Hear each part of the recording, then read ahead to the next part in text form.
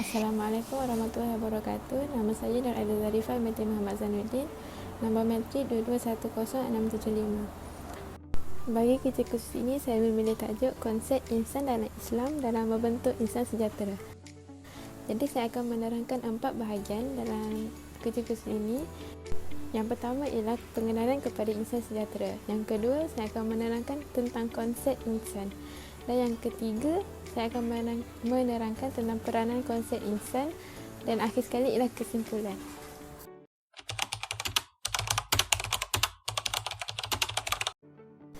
Pertama sekali ialah pengenalan kepada insan sejahtera. Insan adalah berasal daripada perkataan bahasa Arab yang membawa maksud manusia. Manusia merupakan makhluk yang dianggap istimewa yang diciptakan di muka bumi ini. Manusia juga dianggap sempurna di muka bumi ini kerana Allah memberikan keistimewaan kepada mereka seperti akal fikiran, jasad dan juga roh. Mereka juga dapat berfikir secara waras serta dapat membezakan antara baik dan buruk apabila membuat sesuatu keputusan. Untuk lebih memahami lagi tentang sifat manusia, terdapat 7 definisi yang boleh menggambarkan pengertian insan. Yang pertama ialah itu al-bashar, yang membawa maksud manusia sebagai makhluk biologi. Yang kedua ialah al-insan, iaitu manusia yang boleh melihat, mengetahui dan juga berfikir. Yang ketiga ialah an-nas, iaitu manusia sebagai makhluk yang bersosial. Yang keempat ialah Bani Adam, kerana manusia ini berasal daripada keturunan Nabi Adam alaihissalam. Yang kelima ialah al-ins, iaitu manusia yang tidak liar dan tidak biadab.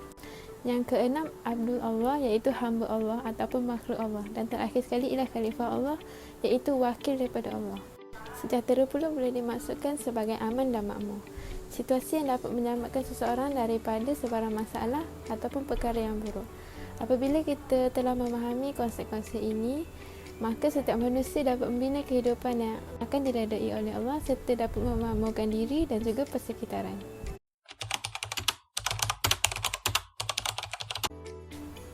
Seterusnya saya akan menerangkan tentang konsep insan yang memberikan peranan dalam membentuk insan sejahtera. Yang pertama ialah Khalifah Allah. Jadi apa yang dimaksudkan dengan Khalifah Allah ini adalah istilah yang menerangkan tentang konsep insan. Khalifah Allah ini berasal daripada perkataan khalafah, iaitu yang membawa maksud pengganti ataupun wakil. Menurut Islam, manusia dan alam ini adalah ciptaan Allah yang istimewa. Akan tetapi, status manusia ini lebih tinggi berbanding ciptaan Allah yang lain. Seperti yang kita tahu, asal-usul manusia ini adalah daripada keturunan Nabi Adam alaihissalam. Allah telah mengatakan bahawa tujuan manusia diciptakan adalah sebagai khalifah di muka bumi. Allah juga telah menganugerahkan nikmat akal untuk manusia bagi membezakan daripada makhluk-makhluknya yang lain. Maka peranan dan tanggungjawab manusia adalah sebagai khalifah tentunya sangat besar dan berat. Seterusnya ialah al-insan. Al-insan bermaksud manusia seperti yang terdapat di dalam Al-Quran. Manusia ini merupakan makhluk Allah yang mempunyai keistimewaannya yang tersendiri, yang tiada pada makhluk ciptaan Allah yang lain. Contohnya akal fikiran yang waras. Terdapat 3 akar kata yang memberikan maksud insan. Yang pertama ialah anasa, yang kedua anisa dan yang ketiga ialah nasia. Anasa iaitu sifat manusia yang mampu melihat dan berfikir sesuatu pembelajaran, dan manusia yang berilmu untuk membezakan antara yang betul dan juga yang salah. Yang kedua ialah nasia. Nasia iaitu jinak atau ramah. Manusia ini mampu mencipta pertalian seperti kekeluargaan dan persahabatan yang saling memerlukan antara satu sama lain. Seperti yang kita tahu, manusia ini juga mempunyai sifat yang sangat ramah terhadap orang lain. Ini dapat kita lihat daripada zaman Nabi Adam alaihissalam, di mana Allah telah menurunkan Hawa sebagai pasangannya. Seterusnya ialah nasia. Nasia ialah sifat manusia yang pelupa. Setiap manusia akan sedar dan selalu beringat agar mereka tidak didorong dengan sikap buruk serta akan selalu menjaga tingkah laku. Konsep insan menggambarkan tentang sifat manusia yang berilmu. Ia memerlukan antara satu sama lain dan juga mempunyai kelemahan yang tersendiri. Oleh itu, manusia perlulah mengetahui konsep insan bagi membina kehidupan yang sejahtera.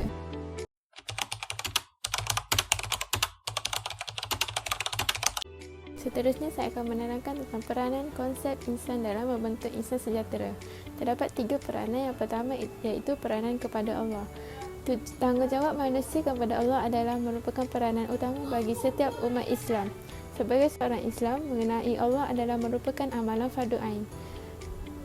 Di sini terdapat 3 peranan. Peranan pertama ialah mendirikan solat fardu, beribadah serta berbakti kepada Allah yang membawa maksud kepatuhan, kesetiaan, penyerahan diri kepada perkara-perkara tertentu. Yang kedua ialah berpuasa pada bulan Ramadan pada setiap tahun. Umat Islam mestilah berpuasa dan memenuhi syarat-syarat dan juga prinsip yang telah ditetapkan oleh Allah. Yang ketiga ialah menunaikan zakat. Menunaikan zakat wajib kepada umat Islam yang cukup kemampuannya. Zakat adalah sebahagian kecil daripada harta benda, pertanian atau penternakan. Ini juga dapat menyelamatkan jiwa mereka daripada kekayaan duniawi. Dan yang keempat ialah mengerjakan ibadah haji. Mengerjakan ibadah haji ini bagi mereka yang berkemampuan dari segi keuangan dan juga kesihatan. Dengan mengerjakan ibadah haji ini dapat meningkatkan keyakinan dan ketakwaan kepada Allah dengan memuji kebesaran serta keagungannya. Yang kedua ialah peranan sosial. Peranan sosial amat penting kerana mempunyai pengaruh yang besar terhadap personaliti dan juga tingkah laku manusia. Dapat 3 peranan di dalam peranan sosial ini. Yang pertama ialah peranan ibu bapa. Hal ini kerana ibu bapa adalah merupakan orang pertama yang akan mendidik anak-anak, maka mereka lah yang perlu mencorak kepribadian anak-anak tersebut. Mereka juga perlu memberikan didikan yang seimbang antara hal yang berkaitan dengan dunia dan juga akhirat. Mereka perlulah mengajar anak-anak agar sentiasa berakhlak mulia seperti bertutur dengan baik dan bersopan santun walaupun berada di mana-mana, malah dengan sesiapa sahaja. Yang kedua ialah peranan rakan. Adalah penting untuk kita agar memilih rakan yang baik kerana rakan diibaratkan sebagai cermin kepada diri kita sendiri. Apabila kita memilih rakan yang bersikap positif, maka kita juga akan terikut akan sikap positifnya itu. Hal ini demikian kerana pengaruh rakan sekeliling ini sering berlaku di dalam kalangan remaja, tetapi mereka mampu untuk membuat keputusan untuk memilih rakan yang baik atau sebaliknya. Hal ini kerana mereka sudah mampu untuk membuat keputusan sendiri. Peranan yang ketiga ialah guru. Guru berperanan dalam membina modal insan. Guru perlulah menjadi contoh yang baik kepada para pelajar agar pelajar dapat mencontohi akhlak yang mulia tersebut. Guru juga berperanan dalam membentuk sasiah pelajar dan bukan sahaja fokus kepada penyampaian ilmu semata-mata. Maka ini dapat menghasilkan pelajar yang bukan sahaja cemerlang dalam bidang akademik, malah dari segi emosi, jasmani dan juga rohani serta intelek. Maka dengan ini dapatlah guru-guru dapat melahirkan pelajar yang seimbang dan menjurus kepada insan sejahtera.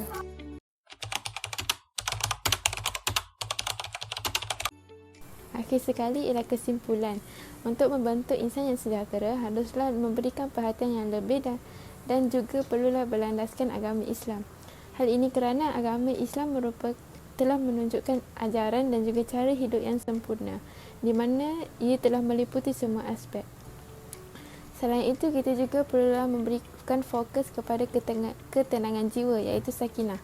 Ketenangan dan keamanan harus dititik beratkan kerana ia bermain dengan emosi kita sendiri.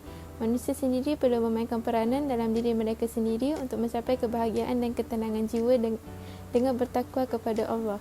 Ini kerana apabila seseorang itu berada di dalam keadaan yang beremosi, tidak tenang, resah, ia amat membimbangkan kerana dapat mempengaruhi diri mereka untuk melakukan perkara yang buruk tanpa berfikir panjang.